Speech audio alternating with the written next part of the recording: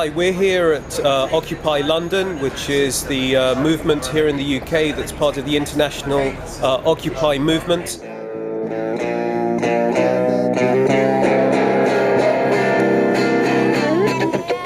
Good morning, my name's Malcolm. I'm on the steps of St Paul's and I've been here since October the 15th. I'm from Somerset, I'm 44 and I'm a security guard. And what's your experience been so far? Oh, it's been great. There's been a great carnival atmosphere. The first day was fraught with tension between the police, the Metropolitan Police and the protesters, or the occupiers. But once we'd settled down for the night and we got the tents up and we weren't intimidated or provoked or pushed off of the site, and the cannon turned up the next day and told the police to go away, we've been pretty much left to our own devices since then. So it's all about raising awareness.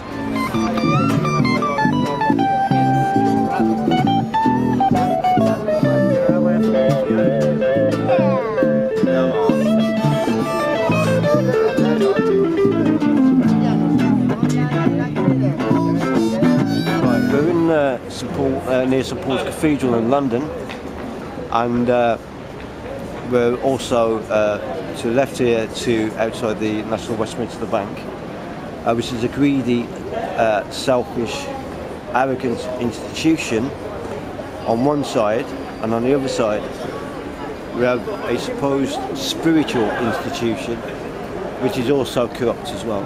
Okay, and this camp here represents people power. The majority, the people are the majority, the people are the power. You know, we are the power. We are the centre of the scales of injustice on one side, which is economic, and on the other side, spiritual injustice. Okay, one would not exist without the other. Yeah.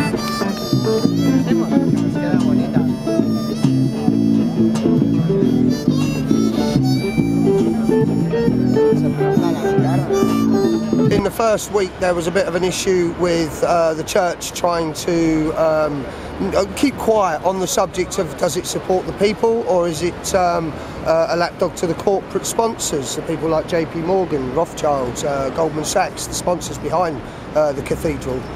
This led to at least one resignation, the canon himself, shortly followed by the dean after him, and that gave pause for thought, and we decided to ask the question, who's putting the pressure on these people to resign?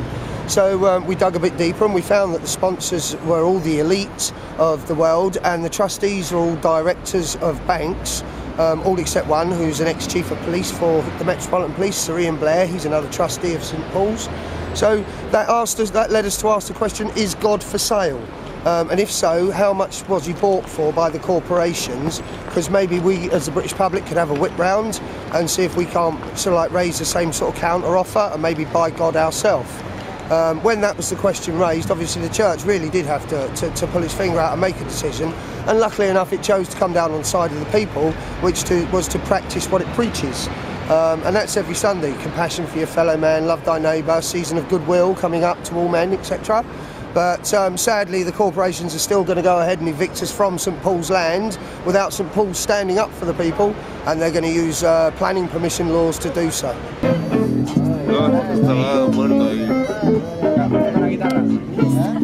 Hi, we're here at Occupy London, which is the movement here in the UK that's part of the international Occupy movement.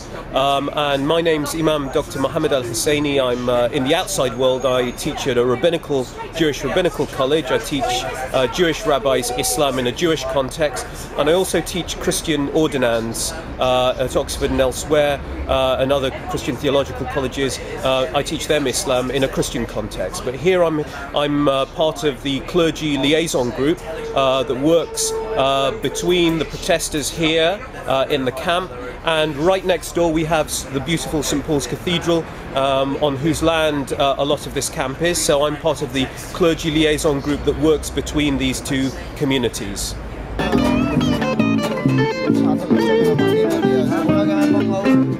Well, we've got to this point because in the Corporation of London, for those who will not know, the Corporation of London is the organisation that controls the physical area of about 1 square mile. It's called the square mile on the north bank of the Thames, in which the financial sector is based. The Corporation of London, for your viewers and listeners in Barcelona, the Corporation of London is not London as a whole. London is a big city with a mayor.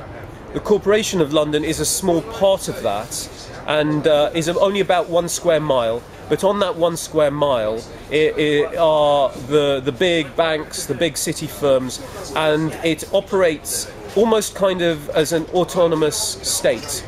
It's more independent than Catalonia, it's more independent than the Basque Country, it's an autonomous state within London, and it governs itself. It has a representative in Parliament, which prevents Parliament from exercising control over this area. This is almost a kind of an autonomous state within London, and very few people know this. It has its own police force, it has its own law courts, and so in this area that is completely autonomous, the financial sector has been able to operate to a large extent outside the jurisdiction of the British Parliament and to serve the interests of the financial sector. And because it has a huge amount of money, the Corporation of London is able to lobby both in the UK and abroad to change the policies of this country's government and the policies of other governments in favour of the financial sector. So the reason that, for example, we have given millions and millions, billions of pounds to bail out the financial sector when it has failed and still not taken full control of it, it has not been nationalised, it's not been put under the control of the government, is because the Corporation of London was able to lobby the British government, British powers that be, and ensure that you and me, the British taxpayer, pay for the mistakes of the bankers.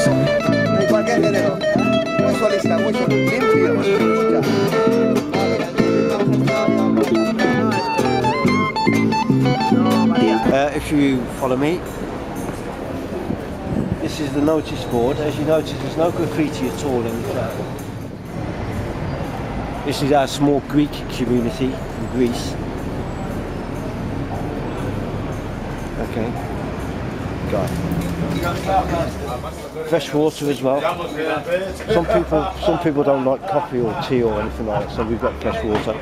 And very interesting, we get all our water from a fountain which is called a municipal fountain, and that's fine, that belongs to the Corporation of London.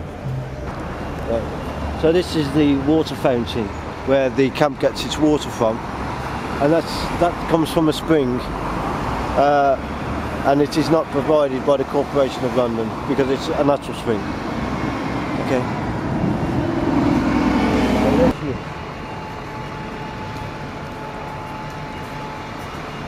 This is the very front of the spring. This is where we don't get the water, but this is from the very front of the spring. You know, you can't survive without water, can you? See where we go. And we bring the trolley there with the 2 containers, and we go, be careful, careful, and we go like that. And that goes into the container. Okay. This water is for the kitchen, for the camp kitchen, and it's used for the tea room, and it's used for, you know, general cleanliness and washing up and stuff like that, you know. And you know, it's only 5 minutes away if you've got a trolley and a couple of barrels. And the reason why St Paul's Cathedral was built in the first place, and also part of the influence of the design of Sir Christopher Wren, which built St Paul's Cathedral, is because there was a spring here quite naturally. You know, an institution like that would not exist without this spring. Okay. And an interesting thing is that this spring is actually called Isis, which is after Egyptian goddess because of the river Thames.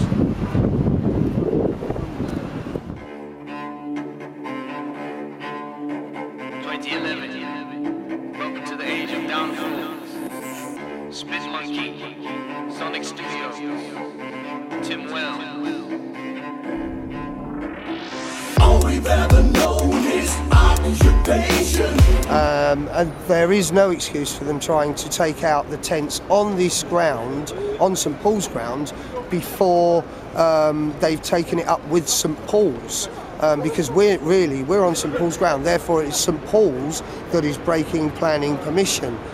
We believe the corporation shouldn't come in to take the tents. We believe the church should stand up and say, hang on a minute, Jesus and others were born in tents and yurts. They're very much a part of biblical history. So why are we doing this? Again, we have to make the question, what would Jesus do if he were here? All we've been shown is occupation. Only thing that's grown is occupation. It's no wonder why we choose to occupy. And have you had any conversations with people from the city, people working here in the financial sector? Yeah, we get two types of people asking questions from the city. We get the daytime ones that genuinely want to know and genuinely want to help.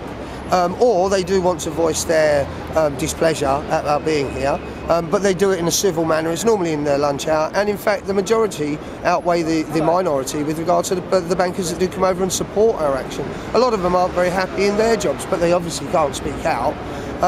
But then you get the other former banker at 2 o'clock in the morning who's come out of a pub and really shows us the true spirit of bankers in a British banker, because you have a thoroughly British protest here with people being polite, pleasant, nice, no rudeness, no bad manners, no drugs, no alcohol. And then you get the bankers coming home from the clubs at 2 o'clock in the morning who would really like to discuss our being here whilst under the influence of alcohol. They tend to be escorted off the site by the police, screaming and shouting, with the police shaking their heads in disappointment and anguish at our thoroughly British bankers behaving like oiks and yobs, whilst the protesters, who are supposed to be scruffy hippies, are behaving like perfect ladies and gentlemen. And what do the police do when this happens? Well, the police are very much in favour of us. They've said all along that we are probably one of the most peaceful protests they've ever come across, and it's been a pleasure to work with us so far. But you know, they know that time might change. But there is very much a community policing feel here. The policing numbers has died off gradually until you're now just a couple of bobbies on the beat. We do have officers stationed permanently in London Stock Exchange should anything really go mental, and we obviously believe that they're there for the moment that they're given the order to move us. One world, one sun, one occupation. They wage war, they want occupation. They play, we pay for the occupation, but still we gonna try. We occupy. And just going back to something you were saying about you've got city workers who come and talk to you who are actually in favour of Occupy. So how does that work? How could someone work in the city and be in favour of Occupy London? Well, again, you get people that work in banks that aren't directors, maybe receptionists, maybe just office managers, but they are the 99%. They are still out there. They work in these environments. The catering lady, the cleaner, you know, they're all there. But there are some in the financial institutions that do agree that the system is wrong. You know, they have morals, they have scruples, they realise this is wrong, but again, they don't come out openly like we do. They've more to lose than we do. We have nothing left to lose. Let truth be known, let truth be shown. Lift up truth, pull down the throne. Only room at the top for the bosses. People on the ground only count the losses. Calculate the cost, it's a high price. Time to lift the level like melting ice. Try to make a move, they put a clamp on it. They'll never back down, you can bank on it. No more cash, just a hand alone to the fattest cats. Let them stand alone, or we come together, cause together we're one. Cause together we're one, see freedom come. To the sons of the soil, to the daughters of the deep. With my brother and my sister, see me stand in the street. It's tough when they cuff your wrist up, they beat you down. Cause you wanna put your fist up, wanna shut your lips up, they mace your face.